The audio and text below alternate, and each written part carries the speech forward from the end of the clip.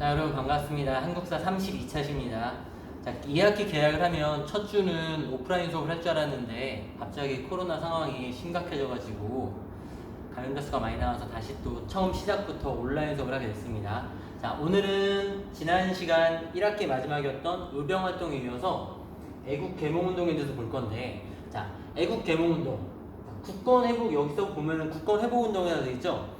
나라가 힘이 없어서 혹은 주변 나라가 못된 마음을 품어서 조선이란 나라가, 대한제국이란 나라가 다른 나라에게 먹히고 있는 상태죠. 나라의 각종 권리들을 빼앗기고 있잖아요. 경찰권도 빼앗기고, 뭐 땅도 빼앗기고, 외교권도 빼앗기고, 뭐 사법권도 빼앗기고, 이것저것 빼앗기고 있잖아요. 그런 국가의 권리, 그런 국가의 권리를 회복하기 위한 운동은 크게 두 가지로 나눠볼 수 있어요. 하나는 저번 시간에 배웠던 의병 운동.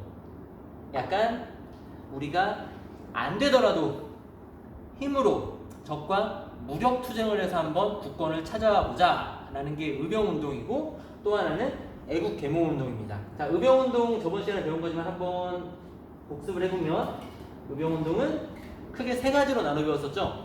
하나는 을미사변과 단발령 시기에 있었던 전기의병이었던 을미의병과, 그리고 을사조약 1905년에 있었던 을사의병, 그리고 고종의 강제 퇴위와 군대 해산과 맞물려 있었던 정미의병. 자, 요렇게 세 가지로 나눠서 지난 시간에 배웠죠. 자, 오늘 배울 애국 계몽 운동은 뭐냐? 시기적으로는 을사늑약이랑 러일전쟁이 좀 더 먼저죠. 러일전쟁과 을사늑약이 일어났던 시기를 전후해서부터 우리나라가 나라를 완전히 빼앗기는 1910년 그 시기쯤까지 일어났던, 요 시기에 일어났던 실력 양성 운동입니다. 여기가 약간 무력을 바탕으로 해서 국권을 회복하려고 했던 거라면, 여기는 뭐냐? 사회 진화론적인 관점에서, 사회 진화론 일부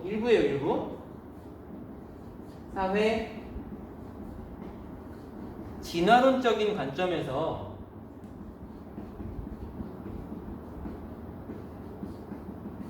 국권을 회복하기 위한 방안을 모색한 거다. 무슨 뜻이냐? 사회 진화론, 나쁜 의견이죠. 나쁜 이론입니다. 힘이 센 나라가 힘이 약한 나라를 먹는 거다라는 얘기예요. 즉, 우리가 지금 국권을 빼앗기고 있는 이유는 나라가 힘이 없기 때문이다. 그런데 힘이 없는 상태에서 죽어라 의병운동을 해봤자 힘으로 제대로 이길 수 있냐? 그러니 우리는 이길 수 있을 때까지 뭐부터 해야 된다? 힘을 길러야 한다.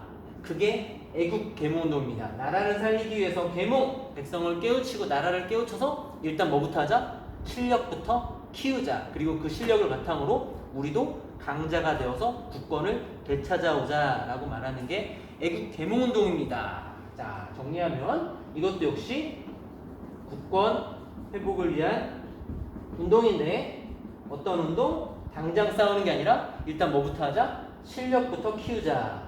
실력 양성 운동이 되는 겁니다. 자, 의병을 이렇게 을미의병, 을사의병, 정미의병으로 나눠서 배워봤다면 애국계몽운동은 어떻게 배우면 되느냐? 애국계몽운동은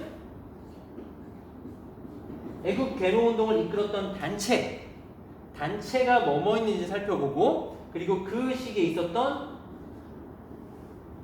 실력을 키우는 거 하면 학교잖아요. 그렇죠? 학교 교육이라던가 언론활동이, 신문사 같은 거겠죠. 그 당시 TV는 없었으니까 교육이나 언론활동이 어떤 식으로 이루어졌는가, 이렇게 두 가지만 체크해서 여러분들께서 암기하면 되겠습니다. 단체는 딱 4개밖에 없습니다. 간단하죠? 자, 그러면은 이거 지우고 애국계몽운동을 이끌었던 단체들과 교육 언론활동은 무엇이 있었는지 한번 살펴보도록 하겠습니다. 자, 애국계몽운동 단체 한번 보도록 하죠. 자, 보시는 바와 같이 애국계몽 단체 아까 4개라고 했죠. 보시는 바와 같이 보안회, 헌정연구회, 대한자강회, 그리고 신민회 이렇게 네 가지만 체크해 주시면 됩니다. 자, 시간 순서대로 연도순으로 쓴 건데요. 일단 고한해부터 먼저 보면 고한해는 러일 전쟁이 한창이던 1904년에 만들어진 단체입니다. 자, 러일 전쟁 시기에 일본이 일제가 우리에게 한일 의정서라는 조약을 맺은 거 기억납니까? 자, 한일 의정서의 대표적인 내용은 우리나라 땅을 마음껏 이용하겠다라고 하는 국토 자유이용권 같은 거라고 했었죠. 전쟁을 위해서. 근데 얘들이 거기에 만족하지 못하고 뭘 요구하느냐? 조선에게 얘기합니다. 야, 너네 나라에 못 쓰는 땅들 되게 많은 것 같은데, 황무지 되게 많은 것 같은데, 그 황무지 우리가 너네 어차피 안 쓰는 거니까 우리가 개간해갖고 우리가 쓰면 안 될까? 하고 조선에게 황무지 개간권을 요구합니다. 대한제국에게 황무지 개간권을 요구해요. 무슨 뜻이에요? 안 쓰는 땅은 우리가 가질게라는 뜻이에요. 땅 달라고 하는 겁니다. 자, 이 보안의 뜻은 보국, 나라를 지키고 보국, 안민, 백성을 편안하게 한다라는 보국, 안민의 뜻인데 이들이 활동했던 시기 일본이 뭘 요구했다? 황무지 개간권을 요구했다. 요 보안에는 황무지 개간권 요구를 철회시킨 단체입니다. 자, 황무지, 자, 이거 앞에 주체도 쓰죠. 일제의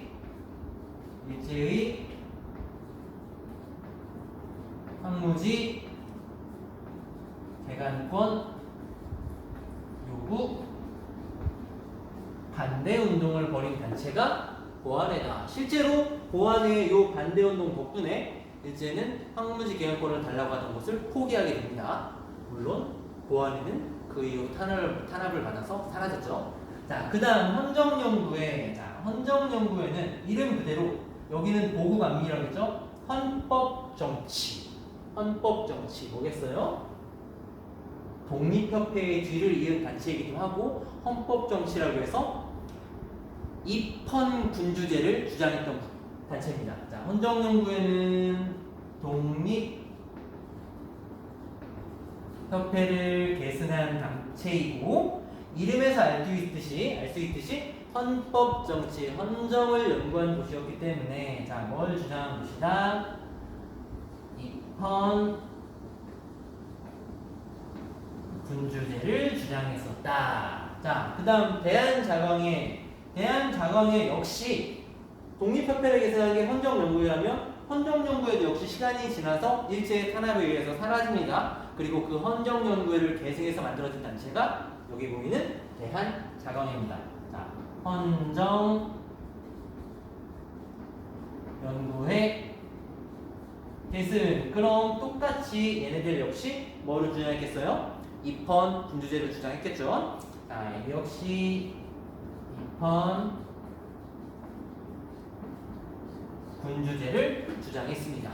자, 하지만 이 사람들보다 조금 더 세력을 키워서 조금 더 많은 활동을 하게 되죠. 자, 본사 외에 대한자강회 지사, 그러니까 프랜차이즈 체인점을 전국 각지에 설치합니다. 그렇다고 뭐 수백 개 되는 건 아니고 한 20-30개 수준으로 전국에 만드는데 뭐 그것도 대단한 일이에요. 그 당시에 일제의 탄압이 있는 상태에서 우리나라의 뭔가 나라의 발전을 위해서 힘쓰는 일을 이렇게 전국 각지로 퍼뜨릴 수 있었다는 거.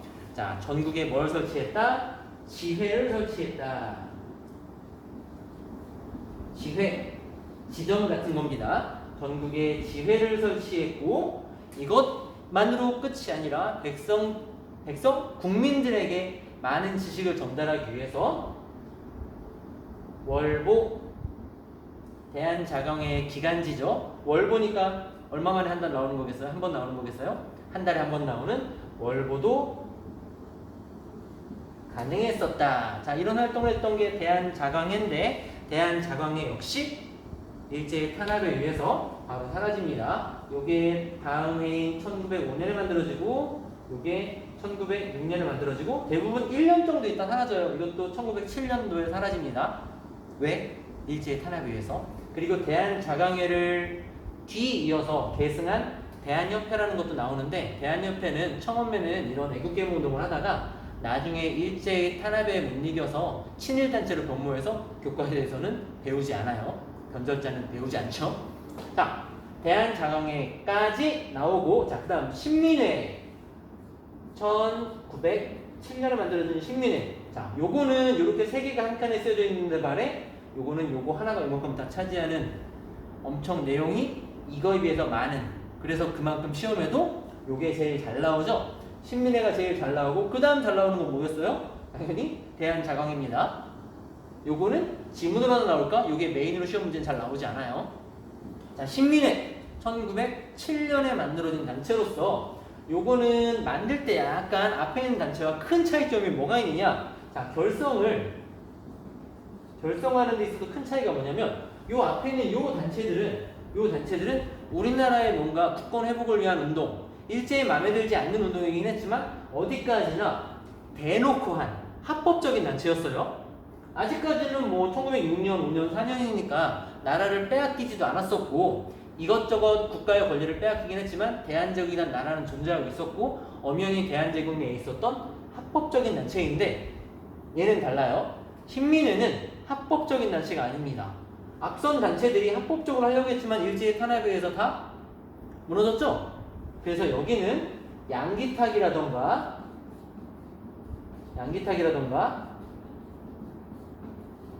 신채호라던가 신채호 많이 들어봤죠? 신채호라던가 혹은 안창호, 도상 안창호 선생 같은 사람들이 안창호 등이 주도한 무슨 특징을 갖고 있냐? 앞선 것은 합법적으로 대놓고 한 거였다면 여기는 주도한 비밀결사 단체다. 비밀결사, 일제가 모르게 조직한 단체다라는 겁니다. 자, 이 사람들은 양기탁, 신채호, 안창호 등이 주도한 이 비밀결사 단체인 신민회는 주로 어떤 목표를 갖고 있었느냐? 주로라네. 어떤 목표를 갖고 활동했느냐?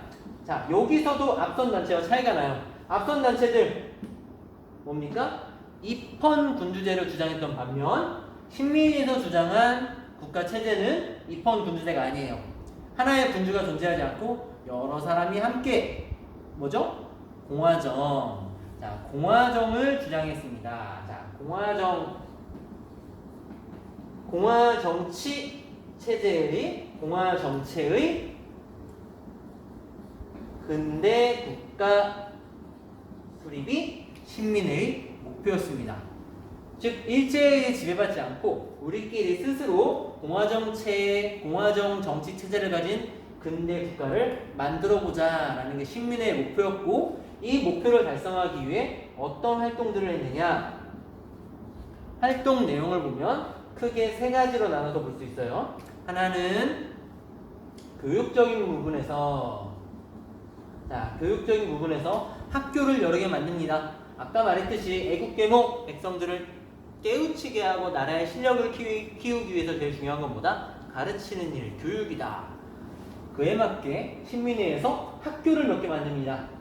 그 중에 하나가 대성학교고 또 하나가 오산학교죠. 대성학교, 오산학교라고 하는 학교를 설립하게 된다. 이게 신민회가 한 활동이고요. 그 다음 산업. 배우기만 하면 되냐? 돈도 많아야죠. 나라를 잘 살게 하기 위해서 이것저것 산업 발전도 이루어야 됩니다. 그래서 민족 자본을 만들기 위해서 기업체를 몇 개 만듭니다. 뭐 지금 생각하는 뭐 삼성 뭐 그런 것까지는 아니더라도 나라의 뭔가 역량을 키우기 위한 기업. 그게 뭐냐? 태극 서관이라고 하는 뭐겠어요? 서점입니다. 서점, 출판사. 태극서관이라고 하는 서관도 운영하고 신민회가 주도해서 만들었다는 얘기예요. 태극서관도 만들고 자기 회사, 자기를 만드는 회사도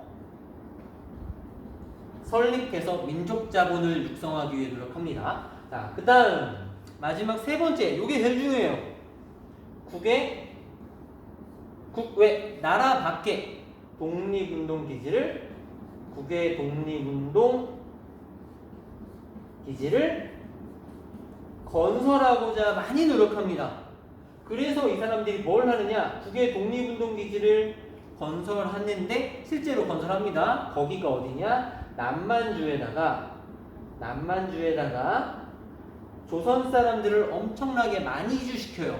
남만주의 삼원보라고 하는 마을에다가, 삼원보라고 하는 지역에다가 조선 사람들을 많이 이주시켜서 이곳에 한인촌을 건설합니다. 한인촌을 건설합니다. 즉 조선이라는 나라 안에서는 일제의 탄압이 너무 심해서 일본으로부터 벗어나기 위한 국권회복운동이라던가 항일투쟁을 하기 힘들다. 그러니 나라 밖에도 뭔가 하나 전진기지를 만들어놔야겠다 해서 식민회의 주도로 남만주, 만주가 어딘지 알죠? 만주 여기 요 위쪽 지역, 여기 백두산이 있고 두만강이 압록강이 있으면 여기 지역을 만주라고 하는데, 여기 지역 요 전체가 만주라고 하는데, 여기 지역 만주 아래쪽 지역 남만주, 남쪽 만주의 삼원보라고 하는 곳에 한국 사람들의 마을을 만들어서 거기서 독립운동의 뭐라고 해야 되나, 여기를 독립운동의 기지로 만든 겁니다. 그래서 여기에 나중에 신흥학교라고 하는 학교도 만들었고 1911년에, 그리고 그 학교가 나중에 신흥무관학교가 되어서 우리나라 독립군 장교를 육성하는 무관학교가 되게 되죠. 이런 식으로 남만주의 삼원보라는 곳에 한인촌을 건설해서 독립운동, 국외 독립운동 기지를 건설했다라는 큰 역할을 합니다.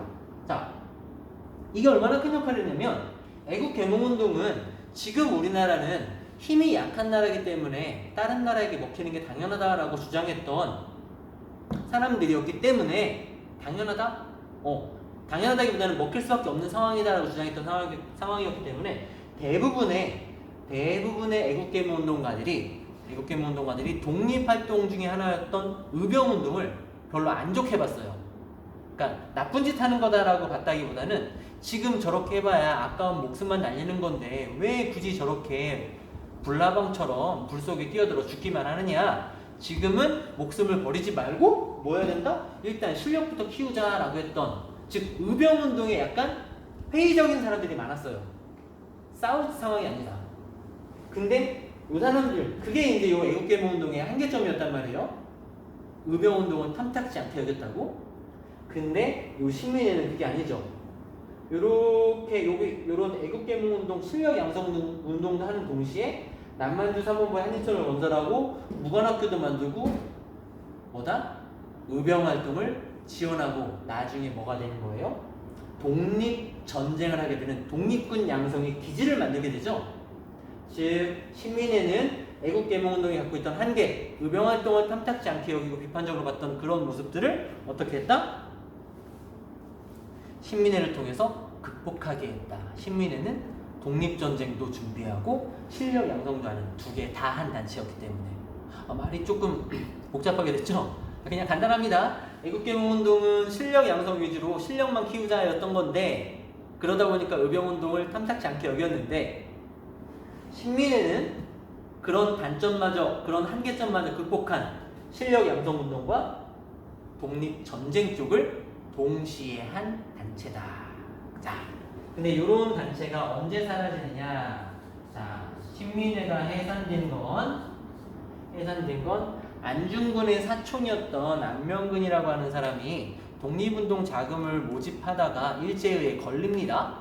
그러자 일본이 이게 왜 눈에 가시 같았던 독립운동 할 것 같은 놈들 다 잡아 족치자 하고, 안명근의 그런 독립운동 자금 수집 사건을 아예 딴 사건으로 둔갑시켜버려요. 이것들이 독립운동 자금 모아서 초대 총독이었던 데라우치 총독을 암살하려고 했다. 그래서 총독 암살 미수 사건으로 사건을 바꿔버리고 그와 연관된 사람으로 105명을 지들 맘대로 독립운동 할 것 같은 사람을 다 잡아들입니다. 그렇게 105명을 잡아다가 촉치면서 식민회, 비밀 결사였던 식민회가 드러나게 되고, 이때 105인 중에 대다수가 식민회 회원이었고, 그렇게 세력이 약해진 식민회는 해산되게 됩니다. 자, 정리하면 일제가 날조한 없는 사건이죠. 105인 사건은 없는 사건이에요. 총독 암살 사건이라고 일제가 날조 만들어낸 사건입니다. 일제가 날조한 105인 사건, 105명을 일본 놈들이 잡아갔기 때문에 105인 사건이라고 부릅니다. 백오인 사건으로 해산되게 된다. 요게 신민회입니다.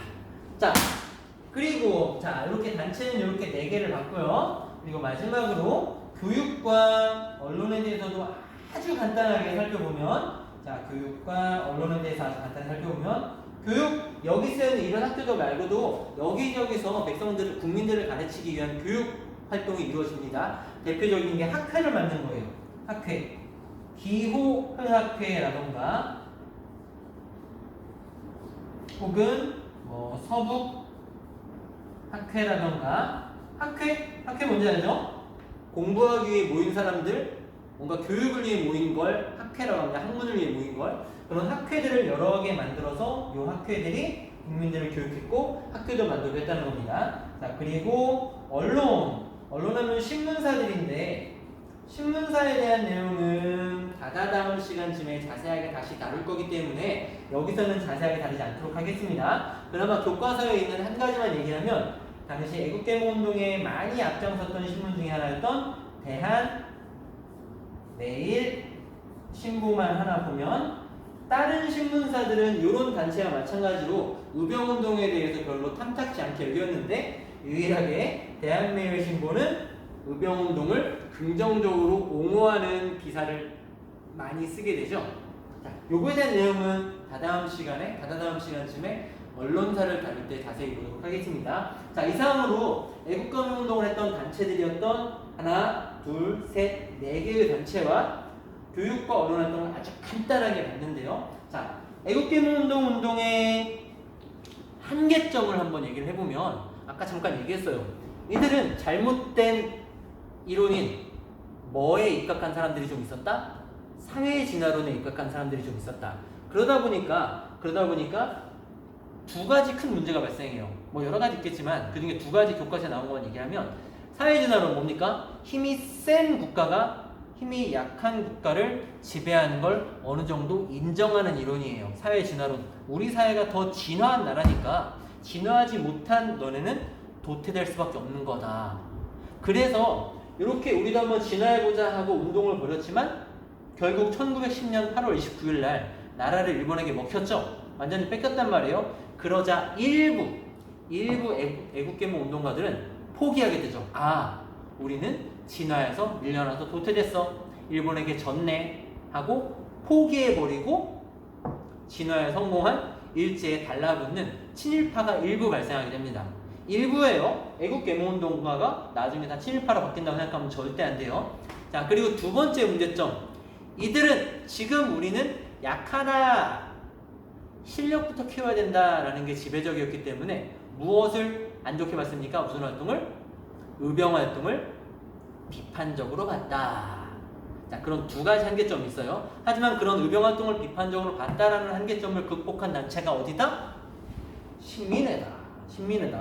그런 보안회나 행정연구회, 제한자강회, 그리고 뭐 신문사였던 뭐 황성신문 같은 이걸 제외한 신문들이 가졌던 의병에 비판적이었다라고 하는 애국개몽운동의 한계점은 신민회에 의해서 어느 정도 극복되었다라고 보시면 됩니다.